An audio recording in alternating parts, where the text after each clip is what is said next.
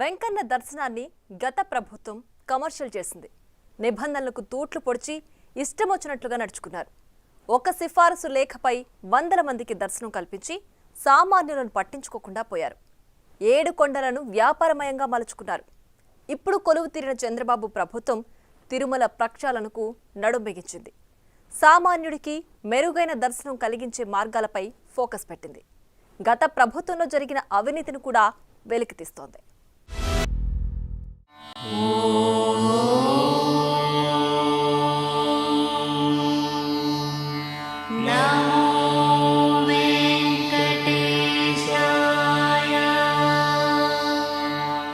ఓం నమో వెంకటేశాయ. ఓం అని అలా తిరుమల కొండపై ఆ శబ్దం ప్రతిక్షణం ప్రతిధ్వనిస్తుంది.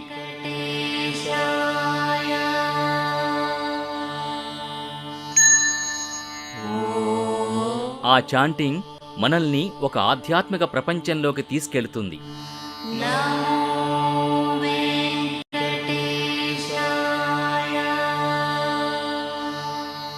ఎన్ని సమస్యలున్నా ఆ కొండపైకి ఎంటర్ అయితే చాలు, అన్నీ మరిచిపోతాం.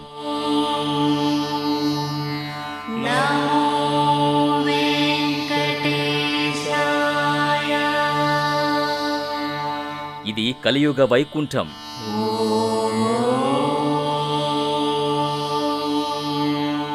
ప్రపంచంలో అతిపెద్దదైన ఆధ్యాత్మిక కేంద్రం.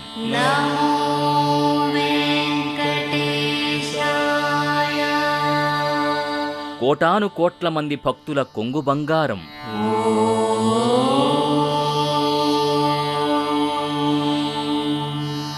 గొప్ప మహిమాన్విత చరిత్ర ఉంది తిరుమలకి. అందుకే 7 కొండల వెంకన్న దర్శనానికి నిత్యం భక్తులు భారీగా తరలి వెడతారు. ఆ స్వామిని దర్శించుకుని పులకించిపోతారు.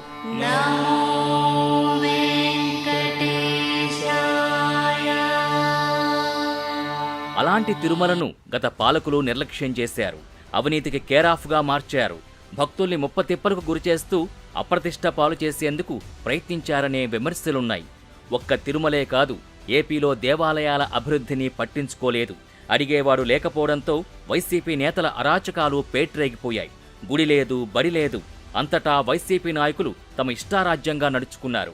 ప్రత్యేకించి తిరుమలలో గత 5 ఏళ్లలో భక్తులు పడిన కష్టాలు అన్నీ ఇన్ని కావు.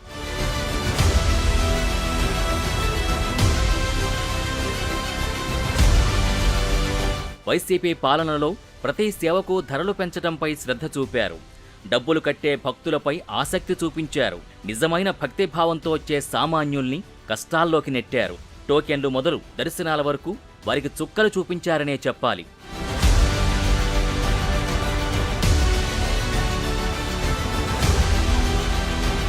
(2019కు ముందు శ్రీవారి దర్శనానికి రోజుకు 1,00,000 మంది వచ్చినా సింపుల్గా దర్శనాలు జరిగేవి. దర్శనం, లఘు దర్శనం, మహాలఘు దర్శనం అని పెట్టినా భక్తులు సర్దుకుపోయేవారు. క్యూలైన్లు 24 గంటల పాటు సాగినా ఎప్పుడూ భక్తులకు ఇక్కట్లు ఎదురైన దాఖలాలు కనిపించలేదు. కానీ జగన్ పాలనలో పరిస్థితి మారిపోయింది. ఓ పద్ధతి లేదు, వ్యవస్థ లేదు, సమాధానం చెప్పేవారు లేరు. వెల్లువలా వచ్చే భక్తుల్ని నియంత్రించలేక టీటీడీ చేతులెత్తేసింది. భక్తుల తాకిడిని అంచనా వేయకుండా టోకెన్లు పరిమితంగా జారీ చేస్తూ వారందరినీ అక్కడే నిరీక్షించేలా చేశారు. ఫలితంగా కొండ మీదకు వెళ్లి దేవదేవుని దర్శించుకుని గోవిందా గోవిందా అను స్మరించాల్సిన జనం కొండ కిందనే ప్రభుత్వంపై, సీఎంపై విరుచుకుపడాల్సిన పరిస్థితి ఏర్పడింది.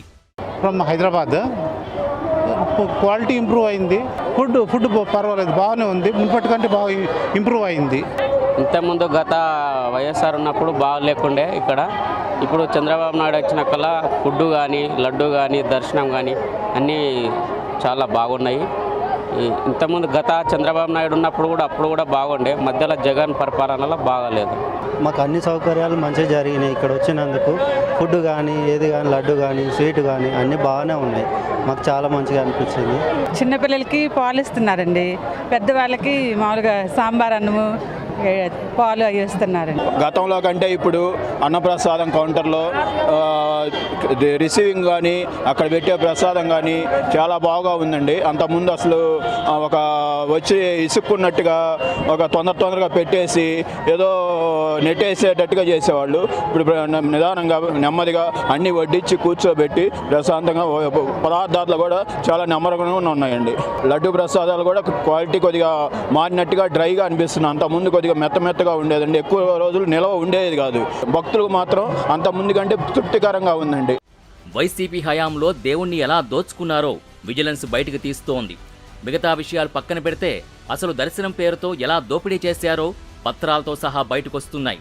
టీటీడీ కొత్త ఈవో శ్యామలరావు విజిలెన్స్ బృందాలకి పెద్ద పని పెట్టారు. 4-5 విభాగాలుగా మార్చి అన్నింటిలోనూ లెక్కలు బయటికి తీయిస్తున్నారు.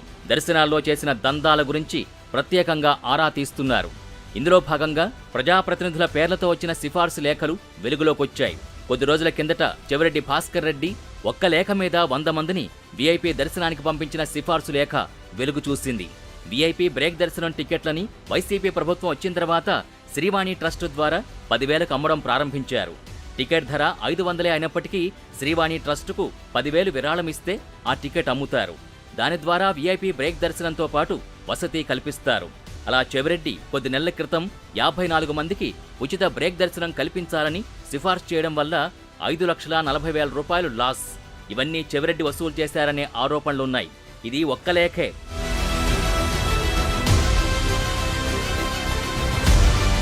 గత 5 ఏళ్లుగా ఎన్నిసార్లు రాసి ఉంటారో చెప్పాల్సిన పనిలేదు. తాజాగా పెద్దిరెడ్డి కూడా అలాంటి లేఖలు రాసి ఆల్మోస్ట్ 100 మందిని దర్శనానికి పంపించారు. ఇలాంటి దందాలు లెక్కలేనన్ని సాగాయని, ఇదో వ్యాపారంగా వైసీపీ నేతలు మార్చుకున్నారనే ఆరోపణలున్నాయి. వీరంతా దర్శనాల్ని ఎలా అమ్ముకున్నారో లెక్కలు తీస్తున్నారు విజిలెన్స్ అధికారులు. ఈ 5 ఏళ్ల పరిపాలనలో వీళ్ళు ముఖ్యదేమో జీసస్ని, వీళ్ళ ముఖ్యమంత్రి ఏమో, కానీ వ్యాపారం మాత్రం ఈడ వెంకటేశ్వర వ్యాపారాలు లాబింగ్లు. ఉదాహరణకి మా జిల్లా మంత్రి, ఉమ్మడి జిల్లా మంత్రి పెద్దిరెడ్డి రామచంద్ర గారు, ఇక్కడ 3 మంత్రులు ఉన్నారండి. ఈయన ఒక్క రోజుకి 74 మందికి బ్రేక్ దర్శనాలు, దాంట్లో 18 సేవా టికెట్లు. తోమల సేవ చూసి తిరుపతి స్థానికుడు పుట్టి పెరిగి నేను తోమల సేవ చూడాలని నా 40 ఏళ్ళ కోరిక, ఇంతలో చూడాల. చాలామంది ఇక్కడ చాలామంది మీడియా మిత్రులు ఎవరు చూస్తుంటారు తోమల సేవ ఎంతవరకు ఈ గత 5 ఏళ్ళలో కానీ గతంలో కూడా. అలాంటిది ఒక రోజుకే 4-5 సేవా టికెట్లు, అర్చనలు, అభిషేకాలు, ఆ ప్రోటోకాల్ టికెట్లు ఏందండి అసలు? మామూలుగా వీఐపీ దర్శన టికెట్ 10,000. ఆ మొత్తాన్ని నేతలు వసూలు చేసి దర్శనాలకు పంపారన్న ఆరోపణలున్నాయి. ఇలా రోజుకు ఎంతమందిని పంపారన్నది లెక్క తీస్తున్నారు. ఎవరెవరు పంపారనే వివరాలు సేకరిస్తున్నారు. మంత్రిగా ఉన్న టైంలో రోజాతో పాటు దర్శనానికి చాలామంది భక్తులు వెళ్లేవారు. వారంతా ఎవరు, ఎంతమంది వచ్చారు అనే వివరాలు కూడా వెలుగులోకి తెస్తున్నారు విజిలెన్స్ అధికారులు. దాదాపు ప్రతి వారం దర్శనానికి వచ్చేవారు రోజా. ఒక మంత్రి హోదాలో శ్రీవారి సేవలో పాల్గొనడం తప్పేమీ కాదు. కానీ తనతో పాటు నిబంధనలకు విరుద్ధంగా అధికారాన్ని అడ్డం పెట్టుకుని సామాన్యుల్ని ఇబ్బందులకు గురిచేస్తూ ఎంతమందిని దర్శనానికి తీసుకెళ్లారు, ఎంత వసూలు చేసి ఉంటారనే కోణంలో విజిలెన్స్ ఫోకస్ పెట్టింది.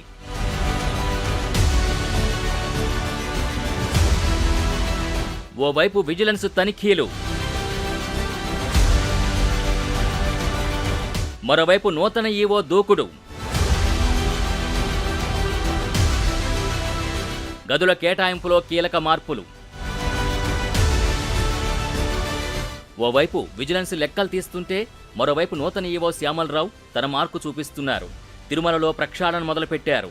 భక్తులే ఫస్ట్ ప్రయారిటీ అని సిబ్బందికి తేల్చి చెప్పారు. ఆ విషయంలో తేడాలొస్తే ఊరుకునేది లేదని హెచ్చరించారు. ఇప్పటికే రూములకు సంబంధించి రివ్యూ చేసిన ఈవో పలు కీలక మార్పుల్ని సూచించారు. వసతి గదుల బుకింగ్కు సంబంధించి ఏం జరిగినా అంతా పారదర్శకంగా ఉండాలని అన్నారు. వసతి గదుల కేటాయింపులో అనుసరిస్తున్న విధానాల్ని పవర్ పాయింట్ ప్రజెంటేషన్ ద్వారా అధికారులు ఈవోకి వివరించారు. తిరుపతి ప్రధాన బస్టాండ్ సమీపంలో శ్రీనివాసం, రైల్వే స్టేషన్ ఎదురుగా విష్ణువాసం వసతి భవనాలున్నాయి. ఈ 2 చోట్ల గదుల్ని బుక్ చేసుకోవచ్చు. తిరుమలలో శ్రీ పద్మావతి అతిథి గృహం, శ్రీ వెంకటేశ్వర అతిథి గృహం, రాంబగీజా వరాహస్వామి విశ్రాంతి భవనం, ట్రావెలర్స్ బంగ్లా, నారాయణగిరి గెస్ట్ హౌస్, నందకం, పాంచజన్యం, కౌస్తుభం, వకుళమాత, సప్తగిరి వసతి గృహాలు అందుబాటులో ఉన్నాయి. వాటిలో ఆన్లైన్ ద్వారా గదుల్ని బుక్ చేసుకునే సౌకర్యం ఉంది. కాష్ అండ్ డిపాజిట్ రీఫండ్, తిరుపతిలో అందుబాటులో ఉన్న వసతి గృహాలు, కొత్తగా నిర్మాణంలో ఉన్న పిఎస్సీలు, భక్తుల్ని మోసానికి గురిచేస్తున్న దళారులను గుర్తించటం, వారిని నియంత్రించడానికి చేపట్టాల్సిన చర్యలపై ఈవో ఫోకస్ పెట్టారు. మరీ ముఖ్యంగా పదే వసతి పొందుతున్న వారి వివరాల్ని శ్యామలరావు సేకరించారు. వారికి ఎలా వసతి లభిస్తోందనే విషయంపై ఆరా తీశారు. కొత్త వారికి అవకాశం లభించకపోవడం గురించి అడిగి తెలుసుకున్నారు. పదే పదే వసతిని పొందుతున్న వారిపై నిఘా ఉంచాలని సూచించారు. మరికొందరు గదుల్ని సక్రమంగా ఖాళీ చేయకపోవడంపై సమగ్ర నివేదిక ఇవ్వాలని అధికారుల్ని ఆయన ఆదేశించారు.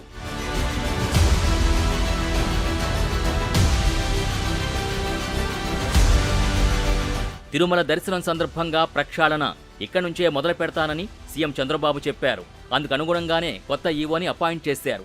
ఆయన పని ఆయన చేసుకుంటూ వెడుతున్నారు. ఈలోగా ప్రభుత్వం కూడా విజిలెన్స్ విచారణకు ఆదేశించడంతో అక్రమార్కుల గుండెల్లో రైళ్లు పరిగెడుతున్నాయి. ఇన్నాళ్లు ఆడింది ఆట పాడింది పాటగా నడిచింది. ఇలా విజిలెన్స్ దూకుడుతో తిరుమలలో శారదాపీఠం భాగోతాలు వెలుగులోకొచ్చాయి.